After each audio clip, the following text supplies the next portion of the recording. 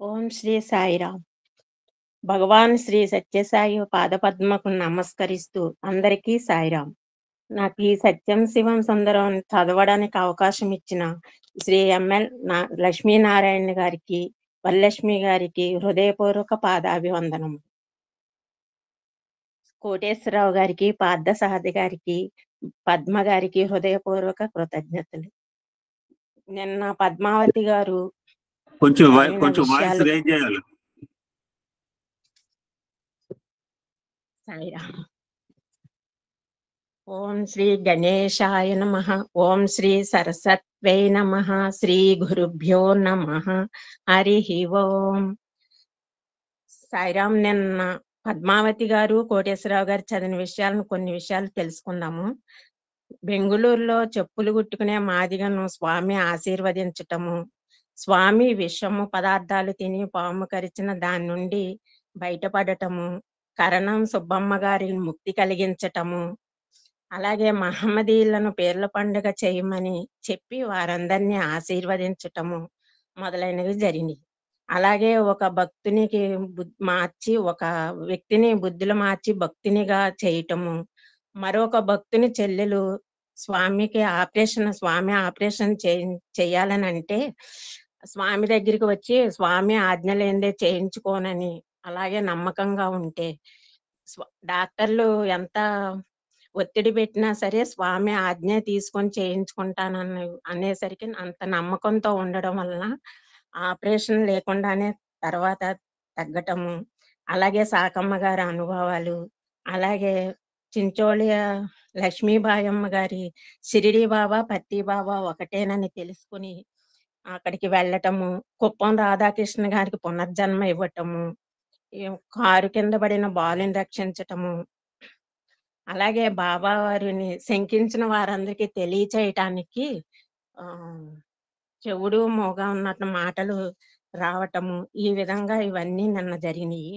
అలాగే మనకి సత్య శాంతి ప్రేమ పుష్పాలు చాలు నాకు, దుర్గుణములు గల ధనవంతుల కంటే భక్తి శ్రద్ధలు కలిగిన వారి దగ్గర ఎక్కువ అనుగ్రహం కలిగించాలని చెప్తున్నారు. మనకి సర్వజ్ఞతులైన అన్ని భగవంతుడే మనకి గురువుగా ఉన్నప్పుడు ఇంకా వేరే గురువులు ఎవరు అవసరం లేదు అనిపించి స్వామి చక్కటి మార్గాన్ని మనకి తెలియజేసి సంపూర్ణ అనుగ్రహాన్ని భక్తి శ్రద్ధలతో ఉన్న వాళ్ళకి సంపూర్ణ అనుగ్రహాన్ని చూపారు. తక్కిన వారిని మాటలతో తృప్తి చేసి పంపారు. ఈ విధంగా జరిగింది. ఈ పేజీలో 2వ పేరా నుంచి నేను చదువుతున్నాను. శ్రీ పుట్టపర్తిలో అన్ని ఉత్సవముల కంటే దసరా మహోత్సవము క్రమముగా అత్యున్నత స్థితి నందెను. ఇతర ఉత్సవములకు ఒక్కొక్కప్పుడు పుట్టపర్తిలో లేకపోయినప్పటికీ దసరా పండుగకు మాత్రం ఎచ్చట నుండినను పుట్టపర్తికి బాబా వచ్చుచుండెను. శ్రీమతి సాకమ్మ మొదలగు భక్తులు ఈ నవరాత్ర మహోత్సవములకు వైభవముల చాలా కాలము సమకూర్చుచుండిరి. శ్రీ బాబాయే జగజ్జనని, ఆమెయే పరాశక్తి, సరస్వతి, లక్ష్మి, అన్నపూర్ణ, దుర్గ, కాళి మొదలగు వారు ఆ ఆదిశక్తి స్వరూపిణిలే, ఆ జగన్మాత అంశములే. మానవ కోటికి సనాతన ధర్మమే తల్లి అని శ్రీ బాబా చెప్పుచుండును. తన సందేశములకు సత్య ధర్మ శాంతి ప్రేమలే సనాతన ధర్మ స్తంభములని బాబా పలుమారు చెప్పును. సనాతన ధర్మ స్థాపకుడగు సనాతన సారథిని తానేనని భక్తులకు దృఢముగా చెప్పుచుండెను. నిజముగా బాబా మూర్తీభవించిన పరాశక్తి అనియే బాబా భక్తులలో చాలా మంది విశ్వాసము. బాబాను శివతాయి అని దృఢముగా విశ్వసించు భక్తుడు తన భావమును వెల్లడించుటయే గాక ఇతర భక్తులను శ్రీ బాబాయందు శివతాయిని చూడుడని చెప్పును. నవరాత్రి మహోత్సవము పుట్టపర్తి యందు ప్రాధాన్యతను వహించను. ఎక్కువ మంది భక్తులకు బాబా జగన్మాత వలె సాక్షాత్కారం ఇచ్చెను. నేను స్వామి సాయిరాం ఫస్ట్ దసరా మహోత్సవాలకి నాకు 7 సంవత్సరాల వయసులో వెళ్ళాను. నేను దసరాలకు వెళ్ళి దీపావళి దాకా ఉన్నాం అనమాట. అక్కడ అన్ని ఆ కార్యక్రమాలు అవన్నీ చూసాం, కొంచెం గుర్తున్నాయి.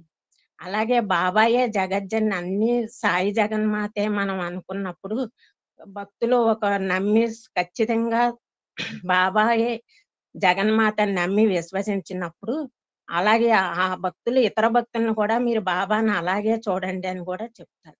అలాగే మా అత్తయ్య గారు గూడా బాబాయే ప్రత్యక్ష దైవము జగన్మాత అని దసరా ఉత్సవాలప్పుడు మేము దసరాకి సహస్రనామ పూజలు అయ్యి చేస్తూ ఉండేవాళ్ళమనమాట. అప్పుడు స్వామి ఫోటోవే పెట్టి అందరిని సామూహికంగా పూజలు చేయించేవారు. అయితే ఒక ఆవిడేమో దసరాకి అమ్మవారి ఫోటో పెట్టొచ్చు కదా అని అనేది. అయితే మా అత్తయ్య మాత్రం ఆ స్వామే మనం అన్ని సాయి కృష్ణ, రామ, జగన్మాత అని అంటున్నాం గాబట్టి, స్వామే అన్ని అవతారాల ఆదిశక్తి అని మనం నమ్మాం గాబట్టి, స్వామి ఫోటో తప్ప ఇంకేది పెట్టను అని ఆవిడ ఎప్పుడూ పూజలోని స్వామి ఫోటో ఒకటే పెట్టేదనమాట. బాబాకు చిన్న బిడ్డలతో సాంగత్యమన్నా చాలా ఇష్టము. ఎట్టి అవిశ్వాసులైన తన అపార ప్రేమ చేతను, అనంత మహిమల చేతను, హస్తము నుండి తీసి ఇచ్చు మిఠాయిలు, రుద్రాక్షమాలలు, పూజా విగ్రహము నుండి తీసి ఇచ్చు మిఠాయిలు, రుద్రాక్షమాలలు, పూజా విగ్రహములు, తన ఫోటోలు ఇంకను ఎన్నియో అసాధారణ పద్ధతుల చేతను తన మార్గమునకు త్రిప్పుకొనును. చిన్నప్పటి నుంచి అందరికి తెలిసి పిల్లల్ని జారదీసి మిఠాయిలు, విగ్రహాలు, రుద్రాక్షమాలు ఇవన్నీ తీసి స్వామి తన వైపు పిల్లలందరినీ తిప్పుకునేవారని చెప్తున్నారు.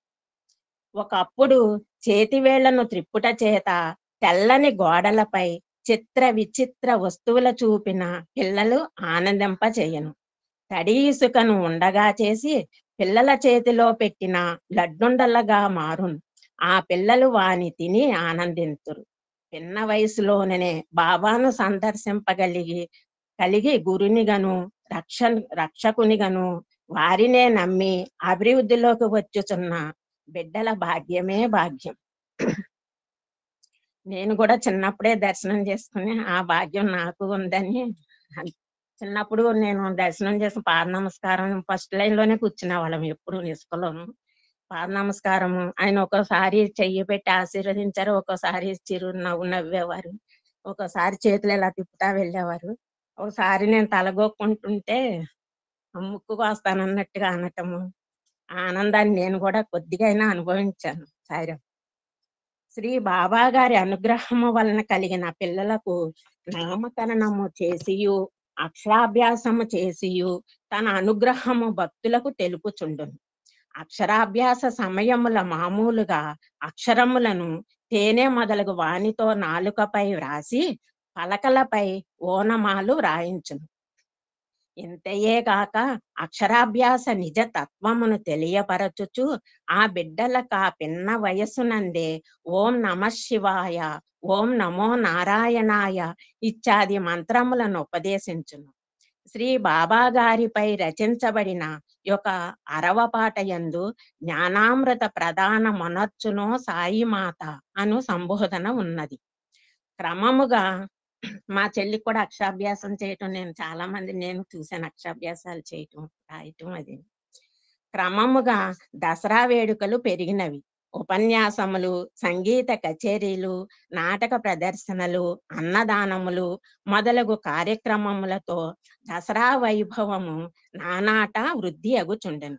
ప్రతిదినము అలంకరింపబడిన పల్లకీలో భక్తులు శ్రద్ధాసక్తులతో శ్రీ బాబా గారిని మోయుచుండ శ్రీ పుట్టపర్తి తిరువీధులలో నుత్సవము చేయుచుండిరి.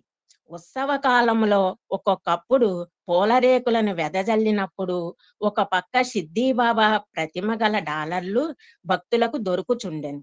మరొకప్పుడు పిప్పరమెంటులై ఉండెను. క్రమముగా నా పాత మందిరము కూడా భక్త సమూహములకు చాలకై ఉండెను. సిద్ధిబాబా భక్తులు పలువురు పత్తికి వచ్చి బాబాను చూసి వారే వీరని కొల్వనారంభించిరి.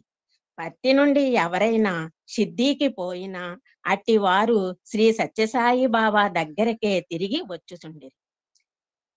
సిద్ధిబాబా భక్తులు ఎక్కువ వచ్చి చూడటము, అలాగే సత్యసాయి బాబా ఇక్కడి నుంచి భక్తులు వెళ్ళినా మళ్ళా బాబా దగ్గరికే వచ్చేవారని చెప్తున్నారు. శ్రీ సత్యసాయి బాబా వలన సిద్ధి బాబా పూర్వ చరిత్రను తెలుసుకొనుచుండిరి. అత్తో జిజ్ఞాసురర్థార్థి జ్ఞానీచ అను చతుర్విధ భక్తులు సేవించి వారి వారి సంస్కారముల కొలది అభివృద్ధి నొందిరి. సందేహాత్ములను, నాస్తికులను, విమర్శకులను, అన్ని రకముల వారిని బాబా తన సహజ ప్రేమతో, సమదృష్టితో ఆకర్షించి బాగు చేయ యత్నించును. ఈ ప్రపంచ మానవులందరూ బాబా బిడ్డలే కదా. తల్లికి బిడ్డల ఎడ భేదభావం ఉండదు కదా. పుట్టపర్తికి శ్రీ బాబా దగ్గరకు వచ్చిన వారిలో ఆర్తులు, అర్ధార్తులు ఎక్కువ సంఖ్యలో నుందురు. శ్రీ బాబా గారి హస్త విభూతి దయ్యములతో బాధపడు వారికిని, శూన్యము చేయబడిన వారికిని వెంటనే గుణమిప్పించి ఆరోగ్యమును కలిగించుచుండెను. దుర్మార్గులను శూన్యము తన అంటే శూన్యం అంటే చేతబడి అని చెప్పండి పక్కన. శూన్యము చేతబడి చేతబడి చేయబడిన శూన్యం అంటే మనకు తెలియదు. చేతబడి అంటే అందరికి తెలుసు. శూన్యము చేతబడి చేయబడిన వారికిని వెంటనే గుణమిప్పించి ఆరోగ్యమును కలిగించుచుండెను. దుర్మార్గులను తన శక్తి చేత సన్మార్గులుగా చేయుచుండెను.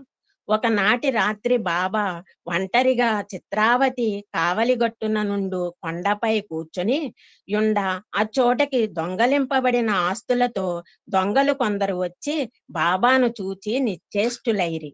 బాబా వారికి హస్త విభూతినిచ్చి వారికి మంచి ఉపదేశ వాక్యములను చెప్పి పుట్టపర్తికి పిలుచుకొని వచ్చి వారికి తగు వృత్తుల చూపించి వారిని పౌరులుగా మార్చెను.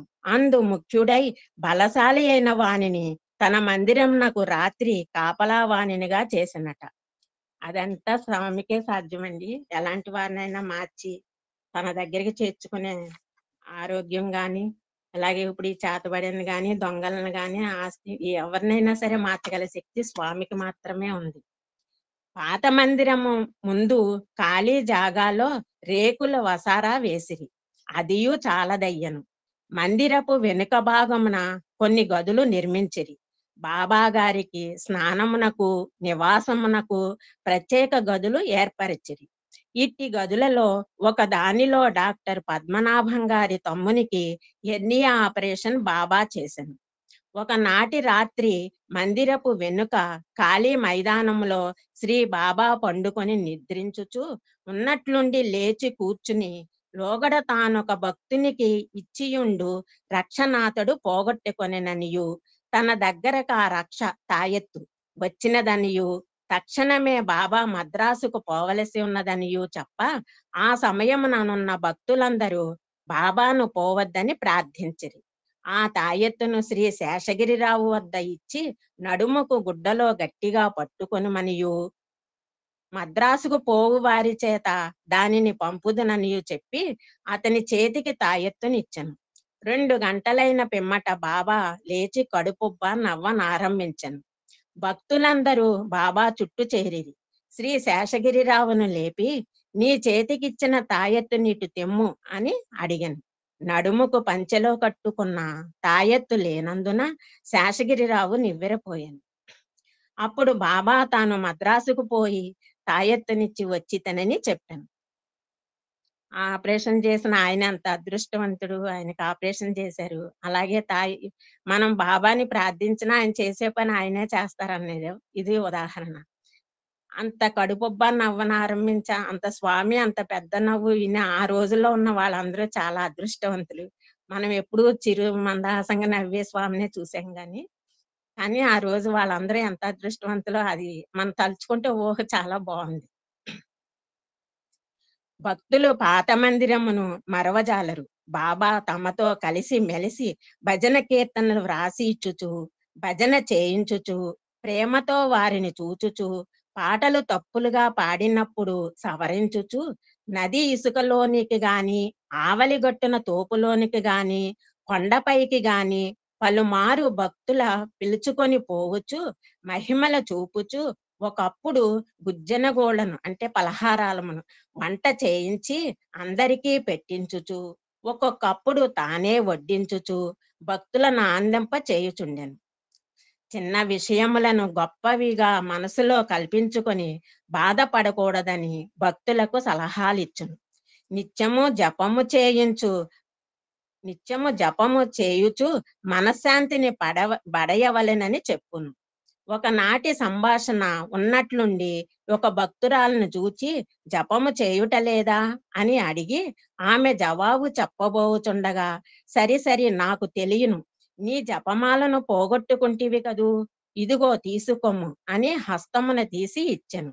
ఆమె దానిని తీసుకొనబోవుచుండా వారించుచు భక్తులకు ఆమె తల్లి యొక్క భక్తిని గూర్చియు సహోదరుని తపస్సును గూర్చియు నామె సాధనను గూర్చియు చెప్పి జపమాల ఎచ్చట ఎప్పుడు పోగొట్టుకొంటివని అడుగా, బెంగుళూరులో 4 సంవత్సరాల క్రితము జపమాల పోయినట్లు ఆమె చెప్పగా, జపమాల నిచ్చుచు సంతోషముగా జపము చేసుకొమ్ము అని ఆశీర్వదించింది. పాత మందిరంలో ఆ బాబాతో కలిసిమెలిసి ఉన్న ఆ రోజులు మనం కొద్దిగా అప్పుడప్పుడు వెళ్తేనే మనం మర్చిపోలేము.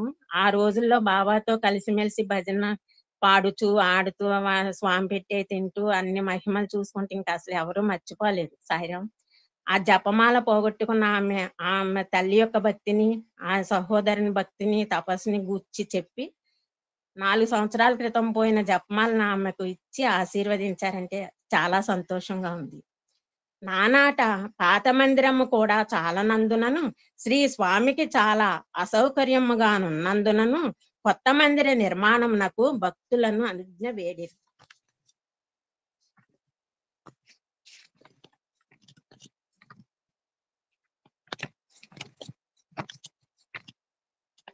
ప్రశాంతి నిలయ ప్రధానము. శ్రీ సత్యసాయి భగవానుని భవనమున కెట్టి మనోహరమైన పేరు, ఎట్టి ప్రశాంత వాతావరణము నా పేరు సూచించుచున్నది. ప్రశాంతి నిలయమును చుట్టియుండి పర్వతములు పూర్ణ సమాధి మగ్నులైన మహర్షుల అన్నట్లు దోచుచున్నవి. స్వామి ప్రశాంతి నిలయం పేరే ఎంతో, ఆ భవనం ప్రశాంతి నిలయం పేరు మనోహరంగా ఉందని చెప్తున్నారు. ఆ చుట్టూ ఉన్న పర్వతాలు మహర్షుల సమాధి నిమగ్న మహర్షులా ఉన్నట్లు ఉన్నాయని చెప్తున్నారు. పైన ఆవరించియుండు ఆ అనంత ఆకాశ మనంతుడగు భగవానుని చింతనమును ప్రబోధించుచున్నది. పర్వతముల పైభాగమందలి బండలు ధ్యానమునకు సాధకులను ఆహ్వానించుచున్నట్లు ఉన్నవి. ప్రశాంతి నిలయము వెనుక భాగమందలి కొండ పక్కన శ్రీ బాబా గారు తపోవనమును స్థాపనము చేసి ఉన్నారు. సాధకుల ఆధ్యాత్మిక అభివృద్ధికై ఆ తపోవనమున వృక్షరాజమగు వటవృక్షమును స్థాపించి పెంచుచున్నారు. హిందువులు మర్రి చెట్టును న్యగ్రోధ వటవృక్షము పరమ పవిత్రముగా భావింతురు. ప్రపంచ ప్రళయమున సర్వము జలార్ణవమై ఉండునప్పుడు శ్రీ మహావిష్ణువు వటపత్రము మీద శయనించి వటపత్రశాయి అను పేరు వహించియున్నాడని పురాణ ప్రసిద్ధి. వటవృక్షము కింద నాసీనుడై మౌనముగా జ్ఞానముద్ర మూలమున శిష్యులకు జ్ఞాన ప్రబోధమును శ్రీ దక్షిణామూర్తి అవతారమున సదాశివ పరమాత్మ చేయుచుండెను. వటపత్రమున శయనించి శ్రీ మహావిష్ణువు యోగ నిద్రా పరవశుడై ముల్లోకముల తన నాభియందు ధరించి సంరక్షించుచున్నాడు. నానావిధ మతములకును ఆధ్యాత్మిక సాధనలకును మూలమై సర్వాధారమైన సనాతన ధర్మము వలె ఈ వటవృక్షము శాఖోపశాఖల నుండి భూమిని చేరి తిరుగ వృక్షమును వృద్ధినందు చేయు ఓడలతో గూడి పెక్కేండ్లు జీవించుచున్నది. ఇందుచేతనే ఈ వృక్షమునకు బహుపాదమనియు పేరు. ఈ వటవృక్షము చిరకాలము జీవించి ఉండుటచే దీనిని అమర వృక్షమని అందురు, అనగా చావు లేనిది. ఉత్తర హిందూస్థానమున అక్షయవటమని గయలోను ప్రయాగయందు త్రివేణి సంగమ స్థానమునను వెలయు వటవృక్షములు వేల కొలది సంవత్సరముల నుండి హిందువులచే పూజింపబడుచు ప్రసిద్ధి నందినవి. ఇక్కడ వటవృక్షం ధ్యానం కోసం పెట్టారు. అది ప్రశాంతి నిలయము సమీపమందలి మేము మొన్న 15th ఆగస్టు రోజు ఈ మధ్య ప్రేమతోరు అని ఒక కార్యక్రమం చేస్తున్నారు మన సత్యసాయి ఆర్గనైజేషన్ వాళ్ళు. అటువంటి వటవృక్షాలే అందరి సమితిలకు కూడా ఆల్మోస్ట్ లాస్ట్ ఇయర్ నుంచి కూడా ఇవ్వటం జరిగింది. ప్రతి సమితిలో కూడా ఈ యొక్క వృక్షాన్ని వేసుకోవాలి. మీ దగ్గర వేసుకునే ఉంటారు. మేము మొన్న గత ఆగస్టు 15వ తారీఖు నాడు ఇక్కడ 810 ప్రేమతరు వృక్షాలు నాటడం జరిగిందమ్మా. ఇక్కడ భీమడోల్లో కూడా ఇచ్చారండి. మాకు కురేలు కూడా ఇచ్చారు. కానీ ఇవ్వాలి. మేము భీమడోలో అది ఒక సేవగా చేశారు. అది అక్కడి నుంచి పుట్టపర్తి నుంచి లాస్ట్ ఇయర్ కోటేశ్వరరావు గారు వాళ్ళు కొంతమందికి ఇచ్చారు. అక్కడి నుంచి అన్ని సమితుల్లో వృక్షాన్ని మనం నాటుకోవాలి, పోషించాలి కూడా. సాయిరాం. ప్రశాంతి నిలయం మీరెవరు? కురెళ్ళగూడెం అండి. ఓకే. ఏ ఊరు దగ్గర? అంటే ఏలూరు దగ్గరండి. మాది భీమడోల సమితి. ఓకే, భీమడోల్ సమితి. Very nice. నువ్వు కూడా పాత భక్తురాల్లాగా ఉన్నావు స్వామికి. నీ నీ నీ మాట, నీ తీరు నేను చూడకపోవచ్చు, కానీ నువ్వు కూడా స్వామితో పాటు పాత మందిరంలో తిరిగిన భక్తురాలుగా అనిపిస్తుంది. నీ మాట తీరు, నీ యొక్క అనుభూతి. లేదమ్మా, ఇది నేను అనమంటే అన్నావు.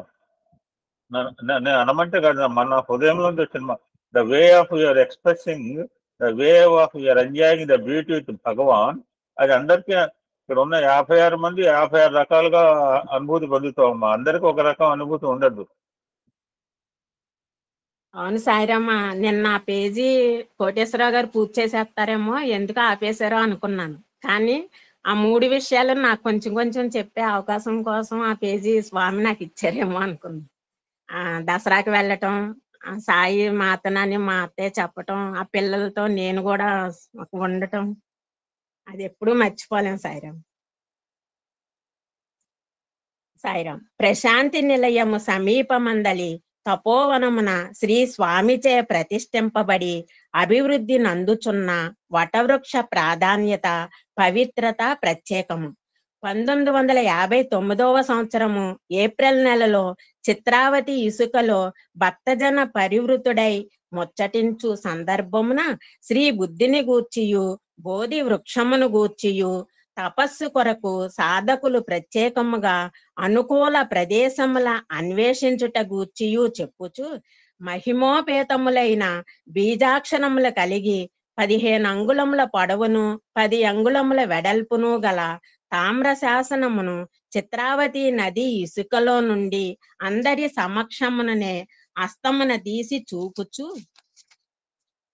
ఇట్టి శక్తి బీజ సమన్వితములగు యంత్రముల స్థాపింపబడిన ప్రదేశముల తపస్సు చేయు సాధకులకు శీఘ్రముగా ఇంద్రియ నిగ్రహమును చిత్తైకాగ్రతయును కలుగునని చెప్పాను. అందుకనే ధ్యాన వృక్షం చాలా పవిత్రమైన చెప్తారు. అక్కడ స్వామి బీజాక్షరాలతో పెట్టిన వలన అక్కడ ధ్యానం చేస్తే చాలా మంచిదని చెప్తున్నారు. తపోవనములో నాటబోవు వటవృక్షము కింద నీ నీ తామ్ర శాసనము చక్రమును స్థాపించదననియు భక్తులకు శ్రీ స్వామి చెప్పిరి. జూన్ నెల 29వ తేదీన శాసనముతో కూడా వటవృక్ష స్థాపనము తపోవనమున జరిగింది. కొంతవరకు పరిపక్వ స్థితి నందిన తపస్సులు ఈ తపోవనమున చక్రము యంత్ర శక్తిచే ఆకర్షింపబడి వచ్చినప్పుడు ఈ తపోవనమందలి వటవృక్ష మహిమ ఎల్లరికీ విషదమగునని శ్రీ స్వామి సెలవిచ్చను. అక్కడ తపస్సు చేసుకుంటే మనం మనసు పరిపక్వ చెందిన కొంచెం మన మనసు పరిపక్వత చెందితే వెళితే ఇంకా ఆ శక్తి యంత్రశక్తితో ఆకర్షించబడితే మనకి ఇంకా చాలా శక్తి వస్తుందని చెప్తున్నారు. సందర్భానుగుణ్యముగా తపోవన స్థాపనమును గూర్చి తెలుసుకుంటిమి. ఇక ప్రశాంతి నిలయ నిర్మాణమును గూర్చి తెలుసుకుందుము. 1950వ సంవత్సరము నవంబరు 23వ తేదీన శ్రీ భగవాన్ సత్యసాయి బాబా 25వ జన్మ దినోత్సవ సందర్భమున శ్రీ ప్రశాంతి నిలయ ప్రవేశ మహోత్సవము జరిగింది. 50వ సంవత్సరం. ఆ నిర్మాణము పూర్తియగుటకు 2 సంవత్సరములు పట్టింది. ఈ నిర్మాణ విషయములో కట్టడం ఇట్లుండవలెనని ప్లాను నేర్పరచి కట్టడపు పని దగ్గర నుండి కొనసాగించిన ఆర్కిటెక్టు ఇంజనీరును శ్రీ స్వామియే అనిన అతిశయోక్తి కానేరదు. ఉత్తమమైన సలహాను ఇచ్చినది శ్రీ స్వామియే అనిన అతిశయోక్తి కానేరదు. ఉత్తమమైన సలహాలను శ్రీ స్వామి యసంగా ఇంజనీర్లు వానినే పాటించిరి. దివ్య దృష్టితో వారొసగు నేత్రానంద సందాయకములగు సలహాలను వారు తప్పక పాటించుచుండిరి. అన్నీ మనతో చేయించినట్లే చేస్తారు. మళ్ళీ అన్నీ స్వామే చేయించుతారు. అంత నిర్మాణాన్ని 2 సంవత్సరాల్లో పూర్తి చేయటం. వాస్తు గాని అన్నీ స్వామే చెప్పి కాతే మన ఇంజినీర్లతో చేయించినట్టు స్వామి అలా చేయించుతూ ఉంటారనమాట. దివ్య దృష్టితో వారు నొసగు నేత్రానంద సందాయకములగు సలహాలను వారు తప్పక పాటించుచుండిరి. శ్రీ బాబా గారి ఇతరుల దగ్గర పని చేయించుటలో కాఠిన్యము చూపుచుండినను అపార కరుణను వెంటనే ప్రదర్శించుచుండెను. కొన్ని సమయాల్లో పని చేయించడానికి కాఠిన్యం చూపించినా మళ్ళీ వెంటనే ఆ ప్రేమ ఆయనకే తెలుస్తుంది. అంత ప్రేమను చూపించటం మళ్ళీ. వారి అనుగ్రహము వలననే దుస్సాధ్యములగు కార్యముల ఆవలీలగా సాధింపబడెను. ఇందులకొక నిదర్శనము. భజన కూటమునకు మిక్కిలి పొడవైనవియును బరువు కలిగినవియును అయిన ఇనుపదూలములు కావలసి ఉండెను. తిరుచునాపల్లి నుండి రైలులో నెట్లో అట్టి పెద్ద దూలములు తెచ్చి పెనుగొండ చేర్చిరి. అచ్చట నుండి ఆ దూలములు పుట్టపర్తి చేరుట ఎట్లు? పెనుగొండ నుండి 18 మైళ్ళ దూరము గల బుక్కపట్టణమునకు రస్తా ఉన్నది, కాని మంచి స్థితిలో లేదు. పెనుగొండ నుండి 7వ మైలు దగ్గర నుండి ఇసుక నదిలో పోవుట ఎట్లు? సాధారణముగా ఖాళీ బస్సులే ఆ ఇసుకలో పోవుటకు కష్టపడును. ఈ ఇనుపదూలములతో నొక్క అడుగు కూడా కదలవు. 9వ మైలులోని లోచర్ల గ్రామమందలి ఇరుకైన మూలల సందుల తప్పించుకొనుటెట్లు? బుక్కపట్టణము నుండి 3 మైళ్ళ దూరమునున్న పుట్టపర్తిని చేరుటకు చిత్రావతి ఇసుకలో 3 పర్లాంగులు పోవలె గదా! ఇది మిక్కిలి అసాధ్యమే. ఒకవేళ నెట్లో దూలములు చేర్చినను అట్టి బ్రహ్మాండమైన దూలములను మిక్కిలి ఎత్తైన గోడలపైకి ఎత్తుటటెట్లు? ఈ కష్టములన్నింటినీ చూచి ఇనుప దూలముల ప్రయత్నమును మానుకొని హాలును మరే విధముగానైనా పూర్తి చేయు సలహా కొరకు ఇంజనీర్లు బాబాను సమీపించిరి. ఇంతలో ఒకనాటి రాత్రి కాలమున అనంతపురములో తన ఇంట జిల్లా ఇంజనీరు నిద్రించుచుండా వాకిటనొక పెద్ద శబ్దమయ్యెను. ఏమా ధ్వని అని కిటికీలో నుండి చూడా తుంగభద్ర డాం దగ్గర పనిచేయుచుండి చెడిపోయిన కారణము వలన ఒక క్రేనును ఎంతటి బరువు గల వస్తువులైనను పైకెత్తి వేరే చోట దింపు సాధనము మద్రాసుకు తీసుకొని పోవుచుండిరి. ఈ విషయమును తక్షణమే ఆ ఇంజనీరు స్వామి దగ్గరకు తన కారులో వచ్చి చెప్పుచూ, స్వామి, ఎట్లయినా మీ మహిమ చేత నా క్రేనును సరిచేసి పనికి వచ్చినట్లు చేసితిరా, దాని సహాయము చేత ఇనుపదూలములను పుట్టబట్టి చేర్చుకొనవచ్చును. తమ అనుగ్రహము అని మనవి చేయగా శ్రీ స్వామి విభూతిని హస్తమున తీసి ఇంజనీరుకిచ్చెను. ఆయన విభూతిని తీసుకొని పోయి ఆ క్రేను ఇంజను మీద పూర్తిగా జల్లెను. డ్రైవరును ఇంజను మరలు త్రిప్పి బండిని కదిలించమని చెప్పే. అతడు మరలను త్రిప్పగానే బండి కదిలెను. ఇంజనీరు కోర్కపై ఆ క్రేను యజమానులు పెనుగొండ ఒకసారి స్టేషన్ ఒక్క నిమిషం ఆగమ్మ. ఎక్కడ ఇందాక ఎక్కడ మీట ఇటువంటి సిచ్యుయేషన్ మనం తపోవనంలో ఒకసారి చదువుకున్నాం. ఎవరికైనా గుర్తొస్తుందా? అది మొరాయించటము విపరీతమైన పరిస్థితి అది. Car petrol. నువ్వు కాదు, వేరే వాళ్ళ నువ్వు చెప్పు, నువ్వైనా పర్లేదు చెప్పు. అది కారు ఆగిపోతే నీళ్లు పోస్తారు. అది ఒకటమ్మా, ఓకే, గ్రేట్. అది కాకుండా ఇట్లా బటన్ పనిచేయకపోతే సిచ్యుయేషన్ అనమాట. వాటర్ నీళ్లు ప్రాజెక్టు. అది కాదమ్మా, ఇది బూర్గుల రామకృష్ణారావు గారు వెళ్తుంటే ఆయనకి నైనిటాల్ నుంచి ఢిల్లీకి ఎటు వెళ్తుంటే ఆ యొక్క విమానంలో సడన్ గా ప్రాబ్లం వస్తుంది అనమాట. అప్పటిదాకా అసలు మొరాయించింది. అందులో ఆయన బూర్గుల రామకృష్ణారావు గారు అంటే అప్పుడు గవర్నర్, ఆయన ఉత్తరప్రదేశ్ గవర్నర్ అనుకుంటా. సో దే అనౌన్సర్ ఇట్లా ప్రాబ్లం ఉంది అని చెప్పి, లక్కలీ ఆ స్వామి చేతిగా అందులో ఒక ఆయనకి స్వామి చేతితో ఉన్న ఉంగరం ఉంది. ఆయన చేత ఆ బటన్ ట్రై చేయమంటాము. అతను నొక్కంగానే అది పనిచేసింది. ఇప్పుడు ఎట్లయితే క్రేన్ పనిచేసిందో అదో సిచ్యువేషన్ అమ్మా. అదే పైన ఒకటి హెలికాప్టర్ లో కూడా అది పైన కూడా జరుగుతుంది. వాళ్ళ దగ్గరకు ఎవరికి ఎటువంటి పరిస్థితి అన్నమాట. కంటిన్యూ చేయండి మీరు. అతడు మరలను తిప్పగానే బండి కదిలెను. ఇంజనీరు కోర్కెపై ఆ క్రేను యజమానులు పెనుకొండ స్టేషన్ నుండి ఇనుప దూలములను పుట్టబర్తికి చేర్చిరమ్మని డ్రైవరును ఆజ్ఞాపించిరి. కడపట దూలములు కొత్త కట్టడము దగ్గర చేర్చబడింది. చిత్రావతి ఇసుకలో ఇంజను లాగలేదను సందేహమును ఇంజనీర్లు వెల్లడింప శ్రీ స్వామియే డ్రైవరు పక్కన కూర్చొని బండిని నడుపు చక్రమును తిప్పుచుండా నెక్కువ ప్రయాస లేకయే బండి ఇసుక దాటి గమ్యము చేరను. అంతా స్వామి అనుగ్రహం. అంతా గోడల పైకి నెత్తించుట ఎట్లు అని ఇంజనీర్లు సందేహించిరి. అదెంత పని, ప్రయత్నింపుడు అని బాబా జవాబు చెప్పెను. తుంగభద్ర డాం దగ్గర నుండి కొందరు పనివారు వచ్చిరి. బలమైన పగ్గములతో దూలములను గట్టి కప్పీల మూలమున జై సాయిరామ అను నామ కోలాహల ధ్వనులతో శ్రీ బాబా గారి సాన్నిధ్యమున దూలముల గోడల పైకెత్తిరి. మిగిలిన పనులను త్వరగా చేసిరి. కట్టడము పూర్తి అయ్యను. ప్రశాంతి నిలయ ప్రవేశ మహోత్సవము వర్ణనాతీత ఆనందముతో ముగిసెను. ప్రశాంతి నిలయ వర్ణనము. నిలయము యొక్క ప్రధాన భాగమును ఉభయ పార్శ్వముల కించు ఉన్నతమైన రంగస్థలములతో నొప్ప భజన ప్రార్థన కోటముండును. పశ్చిమ భాగమందలి రంగస్థలము పవిత్రాలయ ప్రదేశముగా నుండెను. శ్రీ సిద్ధి సాయిబాబా, శ్రీ సత్యసాయిబాబా గార్ల తైలవర్ణ చిత్రములు, మనుష్య ప్రమాణమున చిత్రితములైన 2 పెద్ద పటములు చెరియొక వైపున గోడ కానింపబడి ఉండును.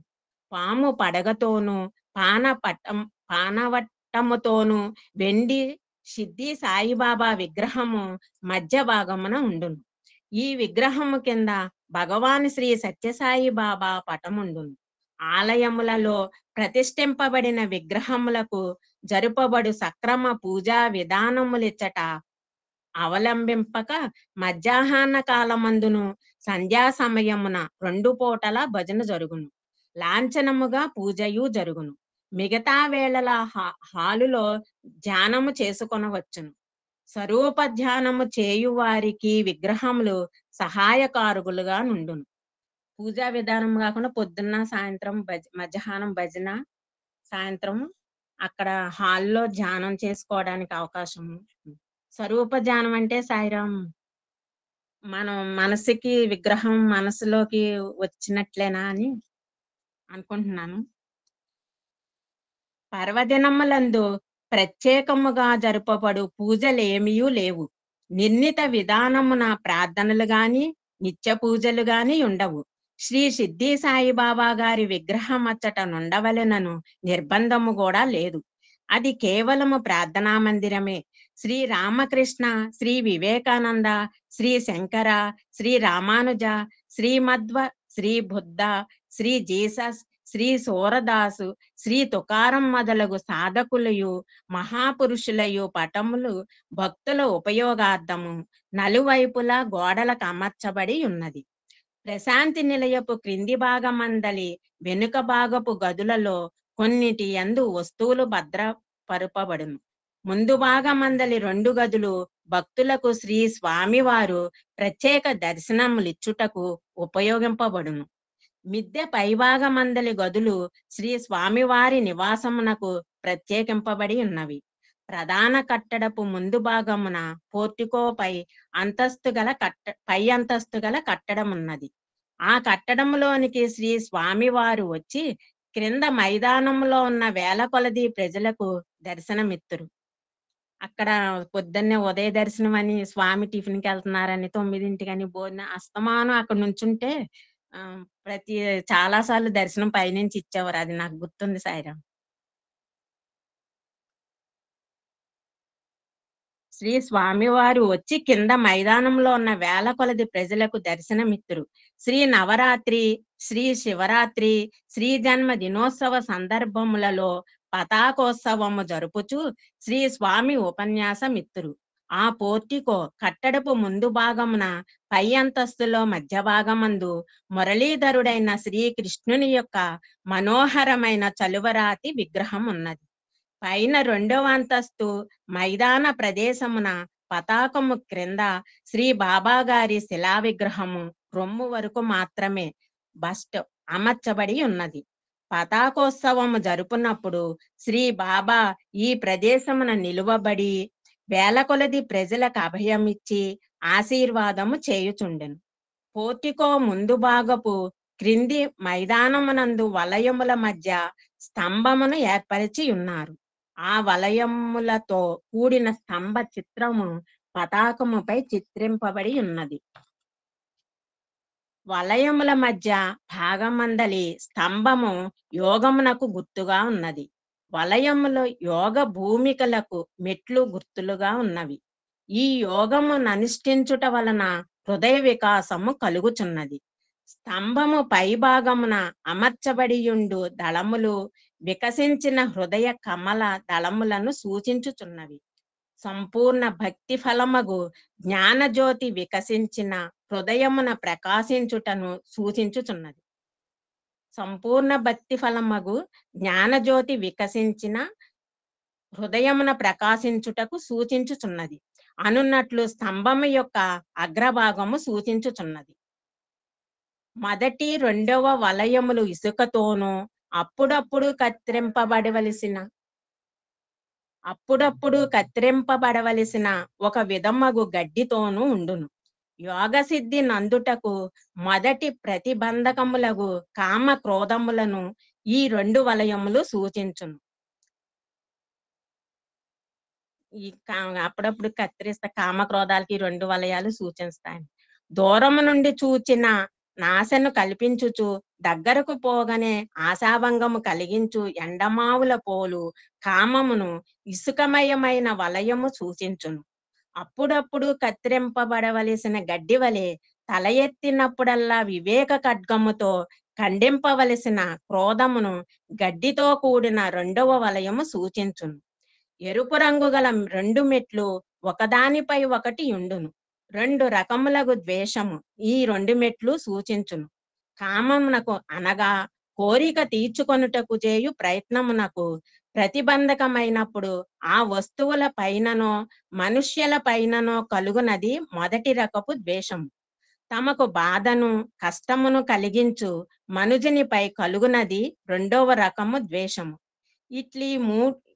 ఇట్లీ మూటిని దాటిన తర్వాత పచ్చికతో కన్నుల పండువ చేయు వలయముండును. తృప్తి సౌఖ్యమును గూర్చు ప్రేమ నీ వలయము సూచించును. ఈ ప్రేమ సర్వ సమాన భావమును కలిగించును. ఆవల విశాలమైన గార ప్రదేశము హాయిగా విశ్రమించుటకుండును. క్రమశిక్షణ వలనను కామ క్రోధాదుల విసర్జించుట చేతను యోగము ఫలించి సాధకుని క్రమముగానొక భూమిక నుండి మరి ఒక భూమికకి ఎక్కించి హృదయ వికాసము కలిగించి జ్ఞానజ్యోతిని వెలిగించి బ్రహ్మానంద సాగరమున ఐక్యము కలిగించును. ఇట్టి స్థితిని స్తంభము సూచించును. ఆ స్తంభము ఇన్న అర్థాలు ఉన్నాయి, అన్ని రకాలుగా. మొదటి వలయము దగ్గరనే ఎనిమిది మూలల పూల మొక్కలతో కూడిన 8 తొట్లు కలవు. ఆ తొట్లు అష్టసిద్ధులను సూచించును. సాధకుడు అష్టసిద్ధులకు దూరముగా నుండవలెనని కూడా సూచించును. పతాకోత్సవ సందర్భమున శ్రీ స్వామివారు సెలవిచ్చిన విషయములే పైన వివరించబడినవి.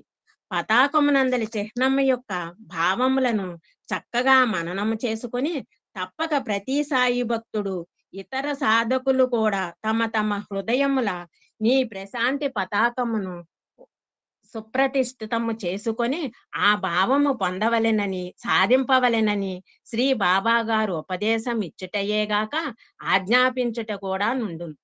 పతాకం అంటే ఆవిష్కరించడం వరకే గాని అసలు ఎంత విషయం ఉందని తెలియలేదు.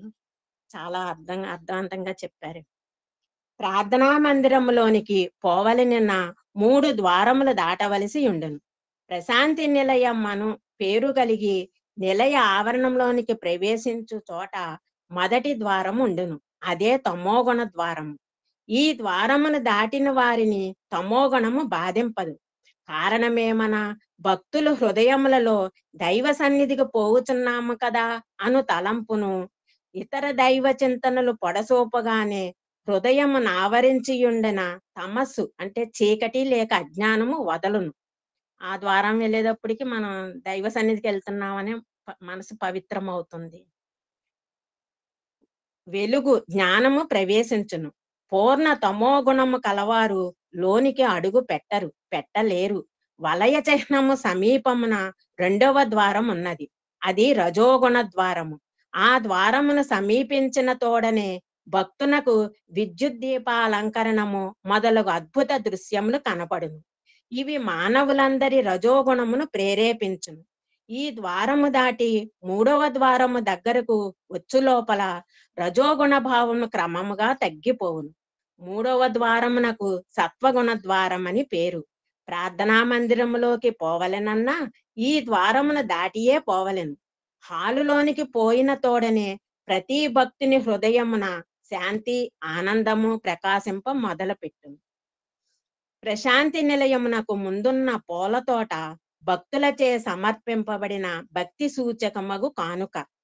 నిలయపు వెనుక భాగమున నూతి నుండి గాని ముందు భాగమందలి నూతుల నుండి గాని స్త్రీ పురుషాది భక్తులందరూ వరుసగా నిలువబడి నీటి కడవలను ఒకరి నుండి మరి ఒకరికి అందించుచు వృక్షములన్నింటికీ నీరు పోయుదురు. నానావిధ పుష్ప ఫల వృక్షములతో కూడి ఆ పూల తోట కన్నులకు అమితానందమును గూర్చుచుండెను. ప్రశాంతి నిలయమందలి కార్యక్రమం ఇట్లుండును. సాయిరాం టైం అయింది. టైం అయిపోయింది. సాయిరాం అండి. ఈ పతాకం గురించి గాని ద్వారాల గురించి గాని ఎంత వివరంగా వినలేదు. ఇప్పుడు విన్న మన మనసు ఎంత ఎలా ఉండాలనేది తెలియజేస్తుంది. సాయిరాం అండి. నాకు చదవడానికి అవకాశం ఇచ్చిన గురువు గారికి మరొక్కసారి పాదాలను తెలియజేసుకుంటూ సాయిరాం. సాయిరాం అండి. మొత్తం పుస్తకం అంతా వల్లివేసినట్టుంది. మీ చదివే ద్వారం చూస్తే కొత్తగా చదివినట్టు అనిపిస్తుంది నాకైతే. ఇంతవరకు ఇప్పుడు 7-8 మంది చదివాం మేము కింద మీద పడినాం చదవటానికి. ఎందుకంటే స్క్రిప్ట్ అలా ఉంటుంది. ఇది ట్రాన్స్లేషన్ రాయటం కాదమ్మా, ట్రాన్స్లేషన్ చేసింది ఇంగ్లీష్లోంచి, తర్జుమా చేసింది. బట్ నువ్వు చదివిన ధోరణి అయితే ఎలా ఉందంటే చాలా ప్రాక్టికల్ గా చదివావు. వండర్ఫుల్ అనమాట, వండర్ఫుల్ గా చదివావు అనమాట. లేదమ్మా, ఇప్పుడు నేను అంటాం కాదు, నేనే కింద మీద పడ్డాను. ఇప్పుడు 7-8 మంది చదివాం. నువ్వు చదువుతుంది ఎలా ఉందంటే చెప్పమ్మా. భయం, నాకు భయంగా ఉంటదండి. ముందు గుండెదాడ భయం ఉండాలమ్మా. ఆ భయం ఉంటేనే సక్సెస్ అవుతుంది. నాకేం ఫికర్ గా ఉండకూడదు. కొంతమంది నాకేంది ఫికర్, వాళ్ళు కింద పడతారు, చాలా మంది పడిపోయారు. భయం ఉన్నవాడే సక్సెస్ అవుతుంది. నాకు భయమే అమ్మా. ఇప్పుడు 4 సంవత్సరాలు 5 సంవత్సరాలు పెట్టి చెప్తుంటే ఇప్పుడు నేను చెప్పకపోయి ఏం చెప్తానో ఇప్పుడు రాత్రి మళ్ళీ పక్కన పెట్టుకున్నాను పుస్తకం. ఏం చెప్పు, ఆ భయం ఉంటేనే సక్సెస్ వస్తుంది. ఏమైందిలే పుస్తకం తీస్తే అన్న వాళ్ళు చాలా మంది కింద పడిపోయారు, పెద్ద పెద్ద వాళ్ళు. ఫ్యాంటాస్టిక్ అమ్మా. God bless you Padma. ధైర్యాన్ని ఇచ్చి పర్వాలేదమ్మా, నిదానంగా చదువు, భయం ఏమీ లేదమ్మా, చాలా అద్భుతంగా చదివామని చెప్తున్నా. నేనంటాం కాదు, everybody pleased, everybody pleased with your work. ఎందుకంటే నీకు నీకు గ్రంథం కొత్త నీకు కొత్తగా లేదు. నువ్వు దీన్ని ఫిల్టర్ చేసినట్టుగా నీ వడబోసినట్టుగా చదివావు అనమాట. God bless you. నీకు I will give more chances to you. Sairam అండి. సాయిరామ్. ఇంకా చదువుతావు, ఇంకా చాలాసార్లు చదవాలి నువ్వు. ఓకే, సాయిరామ్ అండి.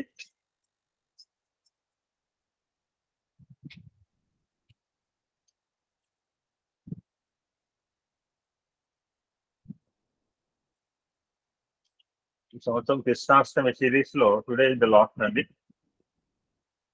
మళ్ళీ కృష్ణుడు గుర్తుకొస్తే కృష్ణుడు చెప్పమంటే మళ్ళీ కృష్ణుడు తలుచుకుందాం. Today will conclude with one more Krishnashtami message అండి. చాలా అన్నారు కృష్ణుడు. అలా చెప్తుంటే వాళ్ళు పారిపోతారు కృష్ణుడి గురించి. వాళ్ళ కృష్ణాష్టమి వస్తుంది అన్నాను. ఏం చెప్తాను? సో మెనీ మెసేజెస్, ఏం చెప్పాలో నాకే అర్థం కాదు. అందులో ఒకటి బాగా అనిపించింది, డీల్ ఇట్. కొనొచ్చాను అంటే కొన్ని విషయాలు చాలా కృష్ణుడి గురించి తెలియని ఎవరికి అందరికీ తెలిసింది వాళ్ళకి. జస్ట్ పునశ్చరణ. అలా స్వామి టైటిలే చాలా ఫ్యాంటాస్టిక్ టైటిల్ పెట్టారు దీనికి. Title of the satsang is Krishna చరితం ప్రేమ భరితం. మనకి ఎక్కడా కనపడదు కృష్ణుడు మాయలోడు, కృష్ణుడు దొంగలోడు అలా చూపించారు నాటకాల్లో కానీ, నాటకాల్లో కానీ, సినిమాల్లో కానీ. Krishna was role was design like that. కృష్ణుడు వెన్న దొంగ, కృష్ణుడు బట్టలు దొంగిస్తాడు, ఇలా చెప్పడమే సరిపోయింది. ఎక్కడ కూడా కృష్ణ యొక్క ప్రేమతత్వాన్ని ఎవరు చెప్పలేరు మహనీయులు కూడా. But Swami not special because himself is Krishna. అగ్ర డ్యూటీలో ఒక ఆయన సాయి కృష్ణుడు మెసేజ్ పెడుతుంటాడు, చాలా అద్భుతాలు. కృష్ణుడి పిచ్చి బాగా ఉంటుంది, రోజు ఒక మెసేజ్ పెడతాడు, చూస్తూనే ఉంటారు అనుకోండి. నేనైతే డైరీలో రాసుకుంటున్నాను సాయి కృష్ణ అంటుంటాడు పాపం ఒక ఆయన. శ్రీనివాస్ అని స్వామి అతనికి రింగ్ కూడా క్రియేట్ చేసి ఇవ్వడం జరిగింది. సాయి శ్రీనివాస్ అంటారని మా ఇంటికి వచ్చారు. స్వామి క్రియేటెడ్ బ్యూటిఫుల్ రింగ్. ఒక సత్సంగం చెప్పమంటే ఇప్పుడు ఆలోచిస్తున్నాడు 3 సంవత్సరాలు బట్టి. ఒక సత్సంగం చెప్పు బాబు, చక్కగా మాట్లాడుతాడు తెలుగు. ప్రేమమయ ప్రేమమయ ప్రేమమయ ప్రేమమయుడు శ్రీధరుడు, ప్రేమయే అతని దివ్య రూపము, ప్రేమయే సర్వమానవుల ప్రీతికి తారక మంత్రము. అట్టి సత్ప్రేమ రవంతైన వివరింపలేక జగంబునందు తత్కామిత సత్పదార్థం ఎటుగాంతగా నేర్చురటయ్యా మానవ. ప్రేమ అనే మాట అనకుండా ఏం చెప్తారు ఎవరైనా మహనీయులు చెప్పండి. భగవంతుడు అంటే ప్రేమ అండి, అమ్మవారు అంటే తల్లి ప్రేమ. ప్రేమయే తల్లి రూపంలో ఉంటే ఎలా ఉంటుంది చూడండి. అమ్మ ప్రేమ ఎలా ఉంటుంది. అందరూ కూడా అమ్మ ప్రేమని చవి చూసిన వాళ్ళమే మనం. సో భగవంతుడు అంటే ప్రేమ స్వరూపుడు. అందుకని స్వామి ప్రేమావతారంగా రావటం జరిగింది చాలా సంవత్సరాల తర్వాత. అలా ప్రేమ స్వరూపుడు అవతారం సత్యసాయి అవతారం. Because of the Swami's unconditional love. నాకు అన్ని ఆ పని లేకపోతే మీరు నేనైతే చూశానండి, ఒక కట్టడం నా కళ్ళ ముందు నిర్మాణం జరిగింది. మిగిలిన అన్ని నేను చూడలేకపోయినా I've seen that how that Sai Kulanthwal was constructed. I know pretty well. నా కళ్ళ ముందు నేను చూసాను సాయి కులంతాలు కట్టడము. ఆ కులంతాలు కట్టడం ముందు మిగిలిన అన్ని ఆ చెట్లు తీయటం కానీ, కాంపౌండ్ వాళ్ళు తీయటం కానీ, పెద్ద పెద్ద స్తంభాలు కానీ, ఆ డ్రిల్లింగ్ చేయటం అంటే సామాన్యం పని కాదండి. అంటే చెప్తుంటారట స్వామి దగ్గర పనిచేసే వాళ్ళు ఒక్కొక్కరు ఐదుగురు పని చేస్తారట. They will take 1 man salary, they will work for 5 men work చేస్తారటండి. జస్ట్ చూడండి 93, 92 ప్రాంతాల్లో మీరందరూ కూడా ఆ యొక్క కాంపౌండ్ వాళ్ళు ఉన్నవాళ్ళు, ఆ యొక్క కొబ్బరి చెట్ల కింద కూర్చున్న వాళ్ళే మీరు. ఐ థింక్ అందరూ కూడా ఇక్కడ ఆ కొబ్బరి చెట్లు తెలియాలంటే ఈ మధ్య మీరు స్వామి దగ్గరికి వెళ్తే తెలియదు. ఆ రాత్రిపూట అఖండ భజనలో బయట కొబ్బరి చెట్ల కింద కూర్చునేవాళ్ళు మీరు 93, 94 కులంతో వాళ్ళు కట్టకముందు. ఇప్పుడు అమ్మాయి చెప్పింది, అమ్మాయి చెప్పిన తర్వాత కొంత డిజైన్ మారటం జరిగింది. తర్వాత ప్రేమ స్వరూపులారా, శాంతము, సత్యము, దాస్యము, వాత్సల్యము, మాధుర్యము, ఇవే మనకు కొత్త పదాలేం కాదు. ఇవన్నీ ప్రేమకు పర్యాయ పదములే. మానవుడు ప్రేమను ఎంత అభివృద్ధి గావించుకొనునో అతనికి అంత ఆనందము లభిస్తుంది. మానవుడు ఆనంద పిపాసి.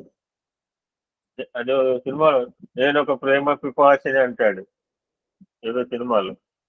నిరంతరము ఆనందమునే ఆశిస్తుంటాడు. ఆనందమే దైవ స్వరూపం. భగవంతుడు ఎవరు అంటే సుప్రీం బ్లిస్, బ్రహ్మానంద రూపుడు భగవంతుడు. ఇట్టి దైవ స్వరూపాన్ని తన ఎందే ఉంచుకుని దాన్ని బయట ప్రపంచం ముందు వెతకడానికి ప్రయత్నిస్తున్నాడు మానవుడు.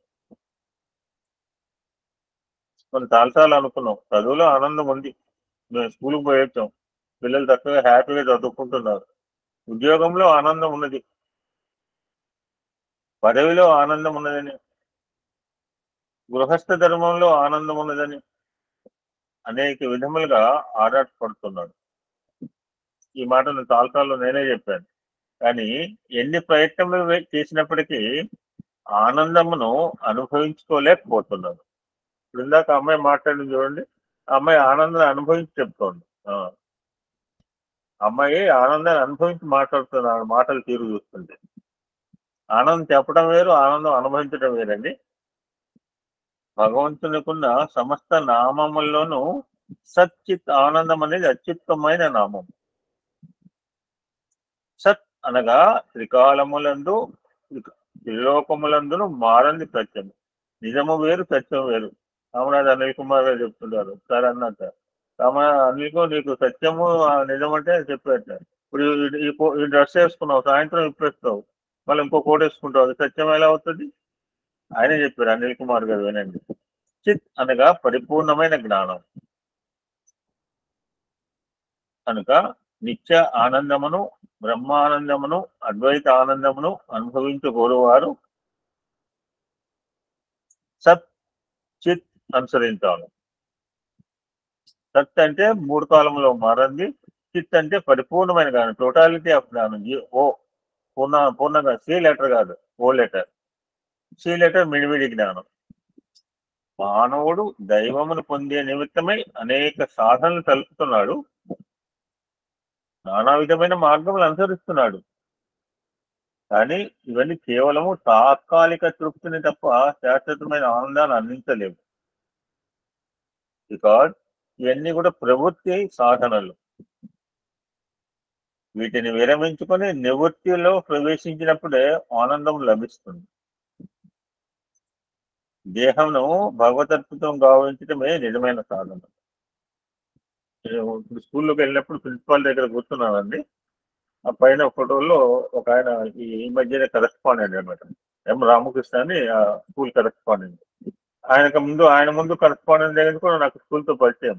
ఈ మధ్య మేము బాల వికాస్ స్కూల్లో ప్రారంభించిన ఆ శంకర మెట్రికులేషన్ స్కూల్, నాకు ఆ శంకర మెట్రికులేషన్ స్కూల్ ట్రస్ట్తో నాకు ఎప్పుడు గత 5-6 సంవత్సరాల పరిచయం ఉంది. I have gone there, I given contributions for వాళ్ళకి ఓల్డ్ ఏజ్ హోమ్స్ కూడా ఉన్నాయి. 3 ఓల్డ్ ఏజ్ హోమ్స్ ఉన్నాయి అనమాట. అంటే శంకర కల్చర్ అనమాట.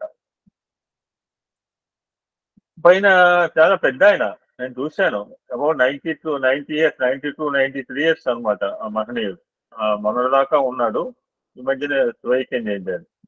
93, 94 సంవత్సరాల్లో కూడా ఎంతగా బాధ్యతగా వర్క్ చేసేవాడు కరెస్పాండెంట్ అంటే.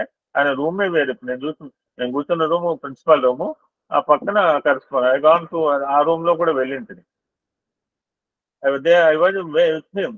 అంత సంవత్సరాలు 93, 94 సంవత్సరాల్లో బాధ్యత ఎంత చక్కగా నిర్వర్తించేవాడంటే, ఈ టోటల్ స్కూల్ కరెస్పాండెంట్ అంతా కూడా ఆయన పర్యవేక్షించేవాడండి. మనం జనరల్గా అనుకుంటామంటే ఇప్పుడు నాకు 70 దగ్గర పడుతుంది, నాకు కొన్ని ఇది నాకెందుకులే అని వదిలేసుకున్నాం. ఇప్పుడు ఆయన బాధ్యత తీసుకుంటామంటే ఈ 70 సంవత్సరాలు ఎందుకులే బాధ్యత అని నెగ్లెక్టింగ్. నోబడి జనరల్గా 70లో ఎవరు బాధ్యత యాక్సెప్ట్ చేయదు, పొలిటికల్ వాళ్ళు తప్పితే. అటువంటి ఆయన 94, 90 సంవత్సరాలు అయినా కానీ అలాగ total, not only school administration, ఎవరన్నా పట్టుకొని అందులో ఇట్స్ ప్రైవేట్ స్కూల్, రకరకాల వాళ్ళు వస్తుంటారు, డిజైన్స్ పట్టుకొస్తుంటారు, కొత్త బుక్స్ తీసుకొచ్చామండి. ఆయన ఎవరికి ఆఫ్ ఎండాక్ చేయడం కదా, అమ్మ నువ్వు చూడమని చెప్పడం కాదు. ఈ youth look after everything. Greatest personality. 94, 95 సంవత్సరాలు ఆ స్కూల్ కరెస్పాండెంట్ గా వర్క్ చేశారండి ఎం రామకృష్ణ గారు. ఆయన ఫోటో పైన ఉంటే మా మేడం చెప్పాడు అనమాట. ఈ ప్రిన్సిపాల్ కూడా తెలుసు. I met that. అది దేహమును భగవదార్పితం గావించడమే నిజమైన సాధన.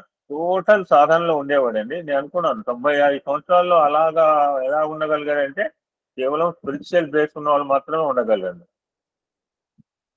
మానవునికి ధర్మార్థ కామ మోక్షములు అనే చతుర్విధ పురుషార్థములతో పాటు పరమ ప్రేమ అనేది 5వ పురుషార్థం. We must understand this.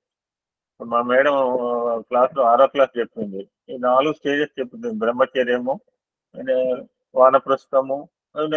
నేను సపోర్ట్ చేసి వచ్చేసాను. నేను అన్ని క్లాసులు తిరుగుతుంటాను అనమాట. we have chaturvidha purushartha, but there is one more purushartha is called 5వ పురుషార్థం is called పరమ ప్రేమ.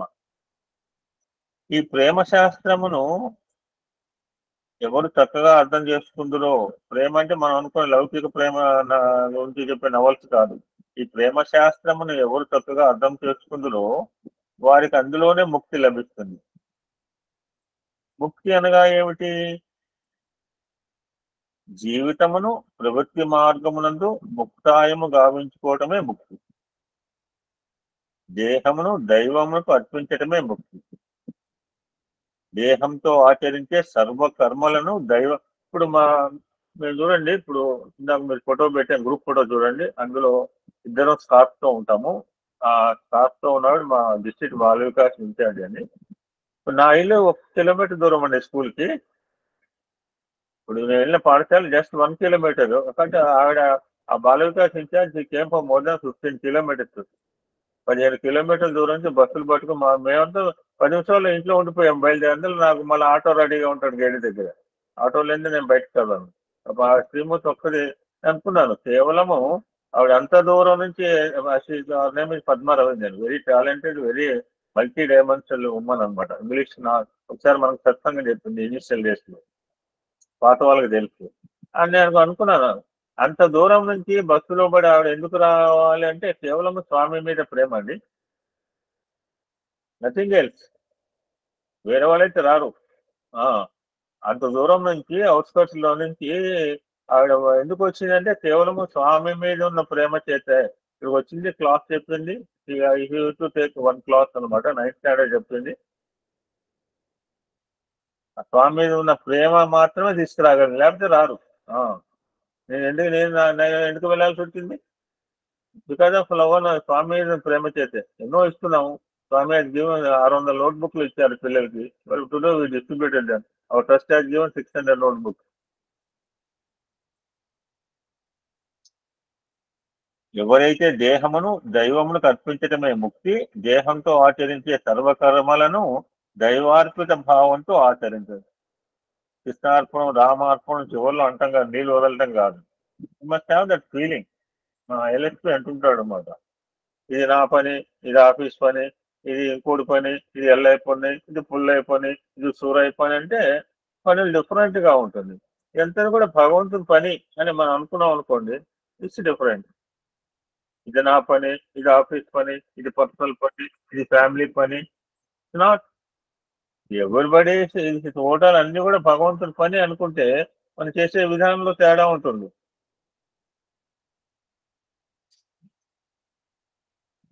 ఇదే 5వ పురుషార్థమైన ప్రేమ శాస్త్రం. ఇది ప్రేమ శాస్త్రం బోధించే నిమిత్తము, పవిత్రమైన ప్రేమ మకరందాన్ని మానవునికి అందించే నిమిత్తము నిరాకారి అయిన భగవంతుడే సాకారి అయి గోలోకము నుంచి భూలోకమునకు దిగి వస్తున్నాడు. ఆ దిగి వచ్చిన దినమనే దైవం యొక్క పుట్టిన పండుగ జరుపుకుంటున్నాము. ప్రేమ మకరంద మాధుర్యాన్ని గోలిన మానవుడు ఉన్మత్తుడై తాదాత్మభావంతో వేసరముత్తుగా చెప్పాలి. ఇంకా మత్తుడై ఉన్మత్తుడు, ఆయన ఇంకా 4 చెప్తారు, మనకి రాదు కవిత్వం. ఉన్మత్తుడై తాదాత్మ్య భావంలో మునిగి తద్వారా మానవత్వాన్ని పొందగలుగుతున్నాడు. ఆమె హౌస్ బిల్డింగ్ ద సత్సంగా చూడండి. డైరెక్ట్ గా కృష్ణుడి దగ్గర రాలేదు కృష్ణాష్టమిలో.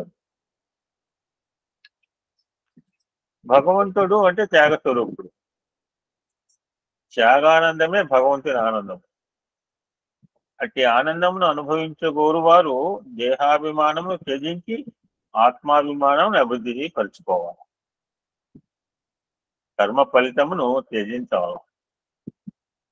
భోగమునకు దూరంగా ఉండాలా, త్యాగమునకు సమీపంగా ఉండాలి.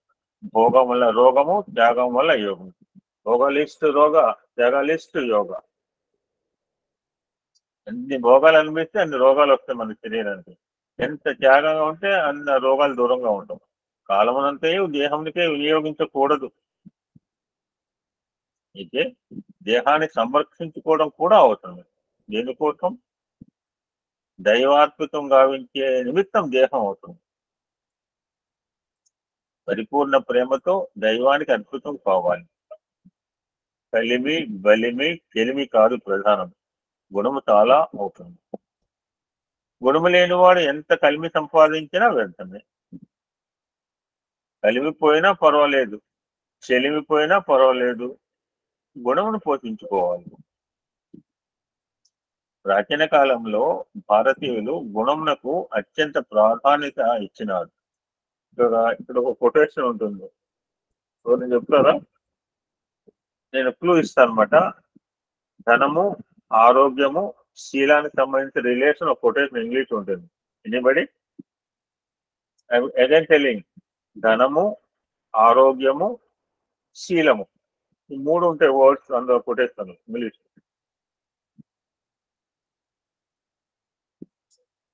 Money lost, something lost. Health lost, something lost. But character lost, everything lost. That is అండి. వెల్తీ లాస్ట్, నథింగ్ ఈ లాస్ట్. వస్తున్నాను దారిలో, ఆటోలో 100 రూపాయలు పడిపోయింది. 100 రూపాయలు పోయింది, ఏడుస్తూ కూర్చుంటానా ఇక్కడ. అప్పుడు మా మేడం అడుగుతోంది, ఇవాళ మీకు సత్సంగా ఉంది కదా సాయిరామ్ అంది. ముందు మేడం 10:15కి ఈ మధ్య ఇది ఫస్ట్ క్లాస్ సాటర్డే అటెండ్, ఈ మధ్య సమ్మర్ తర్వాత నేను ఎంతవరకు అటెండ్ కాలేదు. ఎందుకంటే మనకి ఒకరోజు గీత ప్రోగ్రామ్, ఒకరోజు వేద పారాయణ ఉంది. సో ఇవన్నీ నేను Saturday I don't want fix any program, I don't want miss school also. So ధనం పోతే ఏం పోనట్లే, ఆరోగ్యం పోతే ఏదో కొంచెం పోయినట్లు, కానీ గుణం పోతే సర్వం అంతా పోయినట్లే అని వారు భావించేవారు. వారంటే పూర్వీకులు, మనం కాదు, మన తరం కాదు, పూర్వీకుల తరం. కానీ కలియుగ ప్రభావం చేత ఈనాడు అది రివర్స్ అయిపోయింది. గుణం పోతే ఏమి పోయినట్లుగా భావిస్తున్నారు, ఆరోగ్యం పోతే ఏదో కొంత పోయినట్లుగా బాధపడుతున్నారు, సంపద పోతే అంతా పోయినట్లుగా దుఃఖిస్తున్నారు. రివర్స్ అనమాట, చాలా పొరపాటు. గుణం పోతే అంతా పోయినట్లుగా భావించాలి. గుణం లేని వానికి స్థలమే లేదు ఈ జగత్తు. మన కళ్ళ ముందు చూస్తుంటాను, గత 10 years లో ఎంతమంది పతనం అయ్యారు, పెద్ద పెద్ద మఠాధీశులు, ఆస్థానం, బికాస్ ఆఫ్ క్యారెక్టర్ లాస్ట్. చాలా మంది నా కళ్ళ ముందే 7-8 మంది చూసిన. మీకు తెలుసు, బాహ్యార్థం ఒకటి, అంతరార్థం ఒకటి. అంతరార్థం గురించి పండుగలు అంతరార్థం చెప్పడానికి స్వామి పండుగల రోజు మెసేజ్ ఇస్తుంటారు. ఒకనాడు బలరాముడు కొంతమంది గోపబాలులను తల్లి వద్దకు తీసుకొచ్చి కృష్ణుడిపై కంఠాలు, మన చెప్పిన పదం కంఠాలు చెప్తాడు.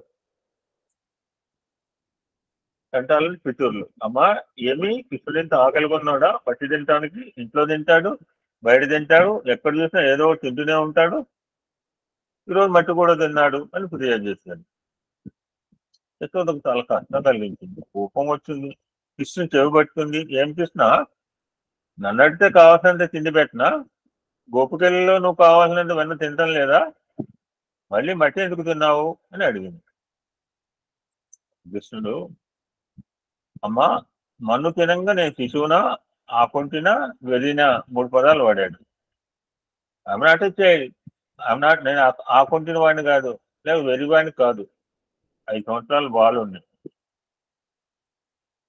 నేను చిన్నపిల్లవాడినా అంటలో అర్థం ఏమిటి? నేను చిన్నపిల్లవాడిని కాదు, వెర్రివాడను కాదు, నేను చాలా గొప్పవాడను అని అంతరార్థాన్ని ఈ మాటలను వ్యక్తం చేశాడు అని మనకు అర్థం కాదు. మనం ఎంతసేపు బాహ్య అర్థాలు చూస్తుంటాం కదా. భగవంతుని యొక్క లీలలు ముత్యాలు కావాలంటే సముద్రం లోపల పోవాలా. కిషోర్లో నత్తగుల్లలు దొరుకుతాయి, రాళ్ళు రప్పలు దొరుకుతాయి. భగవంతుని యొక్క లీలలు చర్యల్లోని అంతర్భావంలో ఎవరు గుర్తించుకోలేరు. బాహ్యంగా కొన్ని అర్థాలుంటే, అంతరంగా మరికొన్ని అర్థాలు ఉంటాయి. ఈ విధమైన అంతరార్థం గుర్తించుకోలేకపోవడం చేతనే ఈనాటి వ్యక్తులు అనేక సందేహాలతో సతమతం అవుతున్నారు. స్వామి కంపేరింగ్ కృష్ణావతారం టు హిమ్సెల్ఫ్. ఇప్పుడు మనం జరిగిన సత్యం సుందరంలో చూసాము, ఎంతో మందిని, ఎన్నో రకాల వాళ్ళు స్వామి ట్రాన్స్ఫార్మ్ చేసిన వాళ్ళు ఉన్నారు. ఇమ్మడలేక వెళ్ళిపోయిన వాళ్ళు స్వామి మహిమల చేత ఆకర్షింపబడి దూరమైన వాళ్ళు బొచ్చెడు మంది కూడా ఉన్నారు. దేహ సంబంధం కాదు, ఆత్మ సంబంధం. తల్లి అయిన యశోదకే సందేహాలు తప్పలేదు. Just like Eswaramba. కృష్ణుడు తాను మన్ను తినలేదని నోరు తెరిచి చూపించినప్పుడు అతని నోటిలో 14 లోకములు చూసి ఆమె భయపడిపోయింది. కలయో వైష్ణవ మాయవో ఇతర సంకల్పార్థమో సత్యమో తెలియని నేరకున్నదానో యశోదాగానో రకరకాల భ్రమలుగా ఫీల్ అయింది, భ్రమించింది పాపం. Many ways, not one way. తన కంటితో చూసి కూడా తను నమ్మలేకపోయింది. What is the reason? ధ్రువాత్సల్యం, నా కుమారుడు అనే శారీరక సంబంధమైన అటాచ్మెంట్ ఇన్ని సందేహాలు పూర్ణమైంది. కనుక శరీరంతో కాదు, ఆత్మతో అటాచ్మెంట్ ఏర్పరచుకోవాలి. దేహానికి సంబంధించినంత భౌతికమే, ఆత్మకు సంబంధించింది ఆధ్యాత్మికం. కృష్ణుడు గోకుల వాసులకు కుంభవృష్టి బారి నుంచి రక్షించడానికి గోవర్ధన గిరిని ఎత్తి వారందరినీ పిలిచి దాని కింద తలదాచుకోవాల్సిందిగా పిలిచాడు. ఆయన ప్రజలు బాలుండి ఇతడు, కొండేమో దొడ్డది, మహాభారం ఇతడు మోయంగా జాలడా అని అనుమానించారు. దేహ ప్రమాణం ఆధారం చేసుకుని అది మానవత్వం, గుణ ప్రమాణం మాత్రమే లక్ష్యం ఉంచుకొని జీవనం. మనం అంతా చిన్మయులం, ఆయన మృన్మయుడు. ఈ చిన్మయులకు మృన్మయ దేహం గురించి ఏం తెలుస్తుంది? ఆయన మృన్మయ దేహము, మన చిన్మయ దేహము. మన థింకింగ్ అంతా 5.5 feet థింకింగ్ వరకే ఉంటుంది. ఎందుకంటే మన 5.5 అడుగుల మనుషులు కదా, మన ఆలోచన అసలు ఫిక్స్డ్ ఫర్ ఓన్లీ 5.5 feet, నఖము శిఖం వరకు. ప్రేమతో కూడిన దూషణ కూడా పోతుంది. నేను వడల్లో ప్రేమగా పెడితే విషయం కూడా తినేసాడు ఆయన. ప్రేమతో ఏది పెట్టినా తిన్నాడు స్వామి. ధర్మరాజు కృష్ణుడికి అగ్రతాంబూలం అందించే సమయంలో శిశుపాలు లేచి, ఈ సభలో ఇంతమంది మహత్తులు ఉండగా ఈ గొల్లవానికి నీవు అగ్రతాంబూలం అని, ఇతను నువ్వు అగ్రతాంబూలం అందించడము అని ధర్మజుని చాలా విమర్శించాడు శిశుపాలు. కృష్ణుడు కూడా అన్నదాని మాటలు అన్నాడు. ఈ మాటలకు ధర్మరాజు భరించలేకపోయాడు. కృష్ణుడు ఏమో వచ్చి అడగల, ధర్మరాజా నాకు అగ్రతాంబూలం. ధర్మరాజా పిలిచి వచ్చి మీరు కుర్చీలో కూర్చోవాలని తర్వాత ఆడంట కూర్చోబెడతావు, వాడెట్లా అర్హుడు అని అంటుంటే ఎంత బాధ అనిపిస్తుంది మనకి. పైగా శిశుపాలను ప్రాణం వచ్చి కృష్ణ పరమాత్మలో ఐక్యం కావటం అతనికి మరింత అసంతృప్తి కలిగించింది. ఎందుకట శిశుపాలను ప్రాణం వచ్చి కృష్ణ పరమాత్మలో ఐక్యం కావటము అతనికి మరింత అసంతృప్తి కలిగించింది. భగవంతుని దూషించిన దుర్మార్గుని ప్రాణం కూడా భగవంతుల్లో ఐక్యం అవుతుందా అని సందేహించాడు ధర్మరాజు. ఈ ఐక్యత యొక్క అంతరార్థాన్ని వివరించవలసిందిగా పక్కనే ఉన్న నారద మహర్షిని కోరాడు. అప్పుడు నారదుడు చెప్పాడు, రాజభూషణ, దూషణ భూషణ తిరస్కారములన్నీ దేహములకే కానీ ఆత్మకు కావు. ఇక్కడ మనకి రామాయణంలో ఒక ఎగ్జాంపుల్ ఎవరైనా చెప్తారండి? క్రోధం కావచ్చు, ఇంకేమన్నా కావచ్చు, పగ వరకు ఎంతవరకే అంటే ఒక ఎగ్జాంపుల్ చెప్తారు ఎవరన్నా? అతను శత్రువు అన్న భావన, ఇవన్నీ క్లూస్ ఇస్తున్నాం మీకు. రావణాసుడు పడిపోతాడండి, అప్పుడు విభీషణుడు చెప్తుంటాడు అనమాట, సంశయిస్తుంటాడు, ఇది చేద్దామా లేదా అంతే సంస్కారం. చూడు విభీషణ, పగలు ప్రతీకారాలు దేహం ఉన్నంత వరకు ప్రాణం ఉన్న పోయిన తర్వాత నువ్వు చేస్తావా, నువ్వు చేయకపోతే నేను చేయనా అన్నట్టు రామచంద్రమూర్తి. అంటే వీడెక్కడ శత్రువు, నా పెళ్ళాన్ని తీసుకుపోయి 10 నెలలు ఉంచుకున్నాడు, వీడికట్ట అనుకోలే. పగ మాస్టర్ వెందు ఎంతవరకు శరీరం ఉన్నంత వరకే. రాజభూషణ, దూషణ భూషణ తిరస్కారములని దేహమునికే కానీ ఆత్మకు కావు. పైగా శిశుపాలుడు కృష్ణుని ప్రేమ చేతనే దూషించాడు, ద్వేషం చేత కాదు. ఇప్పుడు ప్రహ్లాదుడు ప్రేమ చేత నారాయణ నారాయణ నారాయణ అనేవాడు, వాళ్ళ ఫాదర్ ఏమో ద్వేషం చేత నారాయణ నారాయణ నారాయణ అనేవాడు. ఎందుకంటే తాను ఎంత ఎక్కువగా దూషిస్తే అంత త్వరగా కృష్ణులు ఐక్యం కావచ్చు అర్థం చేస్తాడు. 3 అవతారాలు మంచిగా ఉంటారా, లేకపోతే మేము 3 అవతారాల్లో మీకు చెడ్డగా ఉండి తర్వాత వచ్చి మీరు కలుపుతా ఉన్నారు, హిరణ్యకశిపుడు అలాగా సోదరులుగా జయ విజయం. కొంతకాలం దగ్గరగా ఉండి మొత్తం తర్వాత ఎనిమిగా ఉంటారంటే లేదు, 3 times ఎనిమిగా ఉండి మళ్ళీ మీలో మెర్జ్ అవుతామని చెప్పి.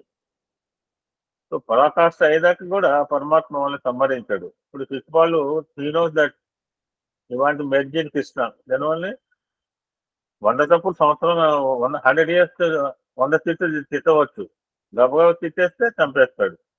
అది ఎందుకంటే తాను ఎంత ఎక్కువగా దూషిస్తే అంత త్వరగా కృష్ణుల్లో ఐక్యం కావచ్చు అని అతను తెలుసు శిశుపాలు. ప్రేమ చేత భగవంతుని దూషించిన దోషం కాదు, ఆ దోషం కూడా ఒక భూషణే, ఆ తిరస్కారం కూడా ఒక పురస్కారం. చూడండి ఎటువంటి యాటిట్యూడ్ కృష్ణపడినారు. కంసుడు బలరామకృష్ణుని హతమార్చాలనే ఉద్దేశంతో వారిని తీసుకురమని అక్రూరును పంపించాడు. అక్రూరా, నీవు కృష్ణుని స్నేహితుడు, పరమభక్తుడు, నీవు వెళ్ళింటే బలరామకృష్ణుడు తప్పక రాదు. జరాసంధ సలహా ఇస్తాడనమాట. వాడిని పంపుతాను, వీడిని పంపుతాను, ఎల్లయ్యను పంపుతాను, ఎల్లయ్య సూరయ్య పుల్లయ్య పంపితే వాళ్ళు రారు. You send only Akrura, then only Krishna and Balrama will come. నువ్వు వెళ్ళింటే బలరామకృష్ణ తప్పక రాగలరు, కనుక నువ్వు వెళ్ళవలసిందే అని శాసించాడు. అక్రూరుడు శాసనం ధిక్కరించేంత శక్తి లేదు, రాజాజ్ఞను ధిక్కరించలేక అక్రూరుడు వెళ్ళాడు. కానీ యశోదానందనులకు బలరామకృష్ణులు కంసుని వద్దకు పంపడం ఏమాత్రం ఇష్టం లేదు. గోపికలు కూడా పోలేదు, అడ్డంగా పడుకున్నట్టు రథానికి. నువ్వు మా నుంచి దాటించుకోమంటే ఈ కాలంలో మనం చూస్తుంటాం, ఇటువంటి మొరాయింపడాలు ధర్నాలు చాలా చూసాం. గోపికలు కూడా బలరామకృష్ణులు వెళ్ళటానికి వీల్లేదన్నారు. కృష్ణుని వదిలి ఒక క్షణమైన ఉండలేమన్నారు. లీలా మానుష విగ్రహుడు కృష్ణుడు, తానెంత నచ్చి చెప్పినా గోపికలు అంగీకరించానని కృష్ణుడు తెలుసు. అందుచేత రథములో ఇందాక స్వామి కనుక ఇసుకలో ఎట్లా పోతుందంటే దూలాలు రావటం అంటే ఇసుకలోంచి కదులుతుందండి.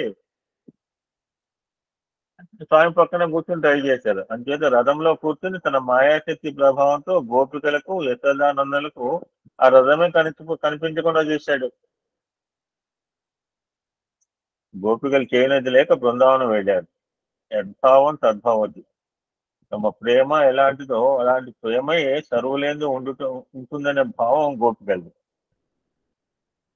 అందుచేతనే చూడటానికి కన్నులు లేని, చెప్పడానికి నోరు లేని పూల పొదల దగ్గరకు పోయి కృష్ణుని గురించి ప్రశ్నిస్తారు. ఏమని? నల్లని వాడు, పద్మ నయంబుల వాడు, కృపారసంబుపై వెళ్ళేవాడు, మౌలి పరిస్ఫరిత పింఛంబవాడు, నవ్వు రాజలడి మోము వాడొకడు, మా సర్వము దోచుకు వచ్చి ఓ మలియలారా, ఓ మాలికలారా, నీ పొదల మాటన ఏమైనా దాక్కున్నాడా, మీరు చెప్పండమ్మా అని అడుగుతున్నారు. ఇది సుప్రీం ప్రేమ యొక్క లక్షణం అంటారు. ఇట్టి ప్రేమ చేతనే ప్రేమ స్వరూపుడైన దైవాన్ని పొందడానికి వీలవుతుంది. ఒక పర్యాయం గోపికలు యశోద వద్దకు వచ్చి కృష్ణుడు తమ ఇళ్లలో వెన్న దొంగిస్తున్నాడని ఫిర్యాదు చేశాడు. మనం ఇవన్నీ ముచ్చరించుకుంది. అప్పుడు యశోద, కృష్ణ, మన ఇంట్లో కావాల్సినంత వెన్న పెట్టుకొని ఎందుకు ఇతరులకు పోయి దొంగతనంగా తింటున్నావు అని గట్టిగా మందలించాడు. అప్పుడు కృష్ణుడు చెబుతున్నాడు, అమ్మా, నేను దొంగిలించేది వెన్న కాదు, పవిత్రమైన అతి మధురమైన వెన్న వంటి గోపికల హృదయాలను నేను దొంగిలిస్తున్నాను. చిత్తచోరుడు, విత్తచోరుడు కాదు. నీ వెన్న పుత్రవాత్సలం చేత కఠినంగా ఉన్నది, కానీ గోపికల ప్రేమ మధురమైంది. ఎక్కడైనా వెన్న కఠినంగా ఉంటుందండి, నవనీత చోరం. కనుక వారి హృదయాలను పవిత్రమైనదిగా, మెత్తనిగా, అతిరుచిగా ఉన్నాయి అంటున్నాడు. ప్రేమ ఎక్కడుంది? సర్వులేందు ఉన్నది, కానీ దాని అనేక విధముల వాంఛలతో అనేక మార్గంలో ప్రచురింపజేస్తున్నారు. ప్రేమ లేని హృదయమే జగత్తులో కానరాదు. ప్రేమతత్వాన్ని ప్రత్యక్షంగా గావించుకునే మార్గాన్ని బోధించే నిమిత్తమే కృష్ణుడు అవతరించాడు అంటున్నాడు. యదా యదాహి ధర్మస్య గ్లానిర్భవతి భారత. అధర్మం పెరిగిపోయి మానవుల్లో ప్రేమ తరిగిపోయి జగత్తంతా అల్లకల్లోలంగా తయారైనప్పుడు ఈ మానవ హృదయంలో ప్రేమ బీజములు నాటి ప్రేమను అభివృద్ధి పరిచి ప్రేమను ప్రకటింపజేసి అనుభవింపజేయడానికి అవతరిస్తాడు అన్నాడు.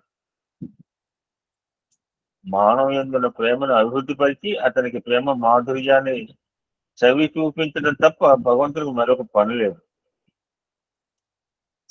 కేవలము వైన్ అండ్ డివైన్ ప్రేమ మాధుర్యమే మానవునికి మత్తును కలిగించి ఉన్మత్తులు గావించి జీవన్ముక్తికి మార్గం ఏర్పరుస్తుంది.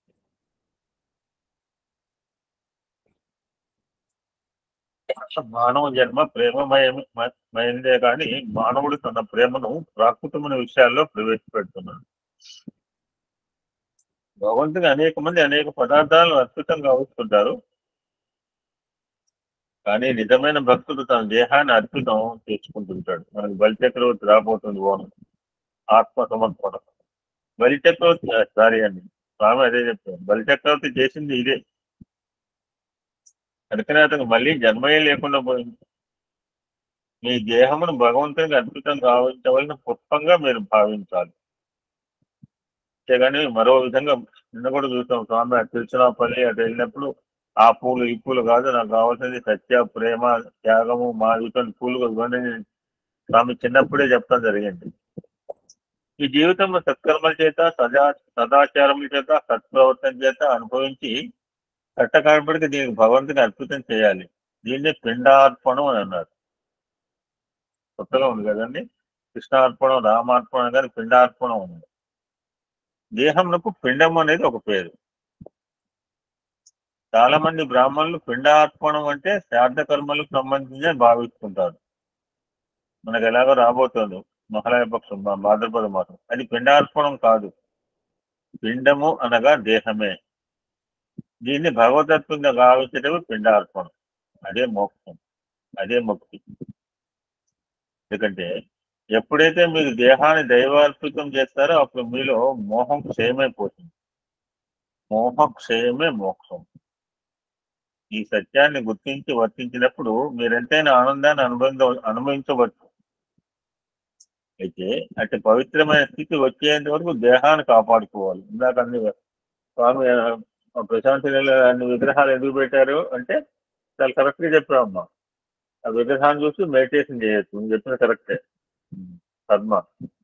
లోపల ప్రశాంతి అన్ని విగ్రహాలు అంటే అట్లీస్ట్ వాటిని చూస్తుంటేనే వాటి మీద ధ్యాన మందిరం ఉన్నారు కదా, అది మెడిటేషన్ హాల్. అది కర్తవ్యాన్ని నిర్వర్తించాలి, సత్యధర్మాలను ఆచరించాలి, త్యాగాన్ని పోషించుకోవాలి. అది మెడిటేషన్ హాల్. సాయంత్రం పూట పార్ట్నర్స్ అలౌ చేస్తారు. ఆమె కరెక్ట్ నారాయణమూర్తి? పుట్టపతి వైష్ణవులు చెప్పండి. సార్ అవును సార్, అవును సార్. మనం పోతామంటే లోపల రానేది మెడిటేషన్. దేహము ఆత్మజ్యోతి. దేవుడు ఏ దేశం ముందునూ లేడు, ప్రతి దేహమునందు ఉన్నాడు. మన ఏందే ఉన్న పరతత్వాన్ని బయట ప్రపంచంలో అన్వేషణ చేయడం ఎందుకు? అయితే అది ఎట్లా ప్రత్యక్షం అవుతుంది? ఉదాహరణ, 10 చిల్లుల కుండను ఒక జ్యోతిపై బోలించి దానిపై దట్టమైన సర్కీ టవల్ కప్పాము. ఇది మనం చేసే ఎక్స్పెరిమెంట్. లోపల జ్యోతి వెలుగుతున్నది కానీ దానిపై టవల్ కప్పడం చేత అది కనిపించడం లేదు. ఈ మానవ దేహమే 10 చిల్లుల కుండ. దీని లోపల వెలుగుతున్న జ్యోతియే ఆత్మ. దీనిపై తమో గుణము అనే దట్టమైన రఘు కప్పడం చేత నీకు ఆత్మజ్యోతి కనిపించటం లేదు. కనుక మొట్టమొదట తమో గుణము అనే రఘును తీసివేయాలి. అప్పుడు 10 జ్యోతులు మనకు కనిపిస్తాయి. తిరిగి దేహభ్రాంతి అనే కుండను బద్దలు చేయాలి. ఎందుకంటే చిల్లుల కుండలోంచి జ్యోతిని చూడగలము కానీ పర్ఫెక్ట్ గా చూడలేము. అప్పుడు ఒకే జ్యోతి కనిపిస్తుంది. కనుక ఉన్నది ఒక్కటే. అయినప్పటికీ ఇంద్రియముల ద్వారా అది అనేకములుగా అద్దాల మేడలో పోయాం. అది చూస్తే మన ఫోటోలో కనపడుతుంది. మనమే కాదు, ఏ జీవరాశి ఎంటర్ అయినా, ఒక డాగ్ ఎంటర్ అయింది అనుకోండి, 100 కుక్కలు చూస్తుంది, 100 అద్దాలు ఉంటే. మనకంటే తెలుసు లోపల ఉన్న అద్దాల మేడ అని చెప్పి మన 100 ఫోటోలు కనపడుతుంది. అది అనేక రకములుగా గోచరిస్తుంది. అలాంటి ఏకత్వాన్ని దర్శించడానికి ప్రయత్నించకుండా ఏవేవో సాధనలు చేస్తున్నారు మీరు. ఇవన్నీ దేహభ్రాంతి ఉన్నంత వరకు. దేహభ్రాంతి లేని వారికి ఈ సాధనలే అక్కర్లేదు. నేనే దైవం అని గుర్తించుకున్న వాడు సాధనలు విరమిస్తాడు. స్వామి కన్క్లూడింగ్ ద మెసేజ్ అండి. ఇలాంటి ఒక మాట చెప్తున్నారు స్వామి, విడిగా రాశారు క్యాప్షన్. ఎలాంటి పరిస్థితులైందని కృష్ణుడి కోపమే లేదు. ఎప్పుడు కోపం గాని, అసూయ గాని, అహంకారం గాని ప్రకటించలేదు. నిరంతరం అతని మొహముపై చిరునవ్వులు చిందులాడేవి. మనం చూస్తుంటాం కృష్ణ క్యారెక్టర్, చిన్నపిల్లాడు కావచ్చు, పెద్దవాడు కావచ్చు, లేకపోతే కురుక్షేత్ర కావచ్చు. ఇది దైవం యొక్క ప్రధాన లక్షణం. ప్రేమ చేతనే తన జీవితాన్ని అద్భుతంగా గావించారు కృష్ణుడు. అతి పవిత్రమైన గుణము మళ్ళీ ఇప్పుడు ఈ అవతారమును మాత్రమే కనిపిస్తుంది. స్వామి చంపారు హింసెల్ఫ్ విత్ కృష్ణ అవతార. ఒకనొక సమయంలో కృష్ణుడు తన చుట్టూ గోపబాలను ఉద్దేశించి ఈ జగత్తులో ఎవడు విజయుడు అని ప్రశ్నించాడు. యుద్ధంలో విజయం సాధించిన వాడే విజయుడని, కష్ట నష్టములు ధైర్యంగా ఎదుర్కొన్న వాడే విజయుడని ఒక్కొక్కరు ఒక్కో రీతిగా సమాధానం చెప్పుకోవచ్చు. అప్పుడు కృష్ణుడు నవ్వుతూ, గోపబాలురాలా, మీరు చెప్పినవన్నీ తాత్కాలికమైన విజయులు. ఇంద్రియ నిగ్రహమే నిజమైన విజయం. ఇంద్రియాలను నిగ్రహించుకున్నప్పుడే మానవుడు నిజంగా విజయం సాధించేవాడవుతాడు అని బోధించాడు. అయితే ఏ సాధనలో, ఏ కసరత్తులో చేసి ఇంద్రియాలను నిగ్రహించడం వీలు కాదు. ఎందుకంటే ఒక భగవద్గీతలో చెప్పాడు కృష్ణ పరమాత్మ. అర్జునుడు అడిగాడు, వీటి వలన కలిగే ఫలితాలు తాత్కాలికమైనవి. ప్రేమను పోషించుకుంటే సర్వేంద్రియాలను మీరు నిగ్రహించిన వారు అవుతారు. శాశ్వతమైన విజయం ఒక ప్రేమ చేతనే సాధ్యమవుతుంది, సత్యము చేతనే సాధ్యమవుతుంది. కనుకనే విధము సత్యం వద ధర్మం చేర అని అన్నది. మీలో సత్యము మేల్కొనాలి, ధర్మం ఆచరించాలి. అందుకనే ఉత్తిష్టత జాగ్రత్త ప్రాప్తి వరాన్ని బోధత. అజ్ఞానంలో నిజూస్తున్న మానవుడా లెమ్ము లెమ్ము లెమ్ము. ఎవై టెరేజ్ stop not till your goal is achieved అన్నాడు స్వామి వివేకానంద. ఎంతసేపు నిద్రపోతూ నేను 2-3 రోజులు బట్టి కొంచెం ఎర్లీగా లేస్తున్నాను వాకింగ్ చేయాలి. 3 రోజులు బట్టి వాకింగ్ చేసేసి ఆ బాడీకి అలవాటు అయిపోయింది. పొద్దున లే వాకింగ్ పో అని చెప్తోంది. ఇవాళ today then 1 hour walk before going to school. 3 రోజులు నడిచేటప్పటికి లే గెటప్, ఈ పార్కులో అందరూ నడుచుకున్నాం నీకేమైందిరా అని చెప్తోంది. మరి చూడండి, లెమ్ము ఓ మానవుడు, లెమ్ము లెమ్ము లెమ్ము. నీ అజ్ఞానమును దూరం చేసుకుని ప్రజ్ఞాన జ్యోతిని వెలిగించుకోము, విద్యాత్మ తత్వమును అనుభవింపము అని వేదాంతం ప్రబోధిస్తాం. దట్ ఈజ్ ఎవైకి అంటే ఉత్తిష్ఠిత జాగ్రత్త అనడానికి. ఫైనల్ గా అజ్ఞానం చేతనే ప్రాకృతమైన వాంఛలు కలుగుతాయి. మమైతి ఇది దుఃఖ అనగా నేను నాది అనుకోవడమే పెద్ద దుఃఖం. నా మమైతి ఇది సుఖ అనగా ఏది నా మమ అని చూస్తారట ప్రతివారు పూజలు అయ్యగారు జీవనం. ఇది నాదేం కాదు, నా మమ అనుకో. నా మమైతి ఇది సుఖ అనగా ఏది నాది కాదు అనుకోవటం సుఖం. నువ్వెవరో నీకు తెలియదు, అలాంటప్పుడు ఇది నాది అని ఎట్లా చెప్పగలుగుతావు? నాది అనేది ఒక భ్రాంతి.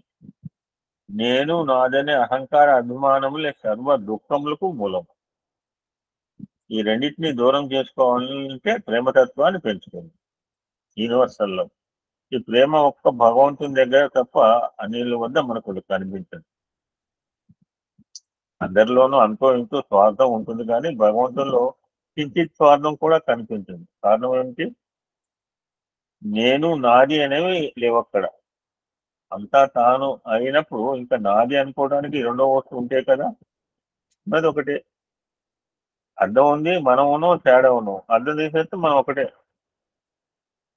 ఒకటి పెట్టి దాని పక్కన సున్నాలు పెడితే అది మిలియన్లుగా పెరిగిపోతుంది.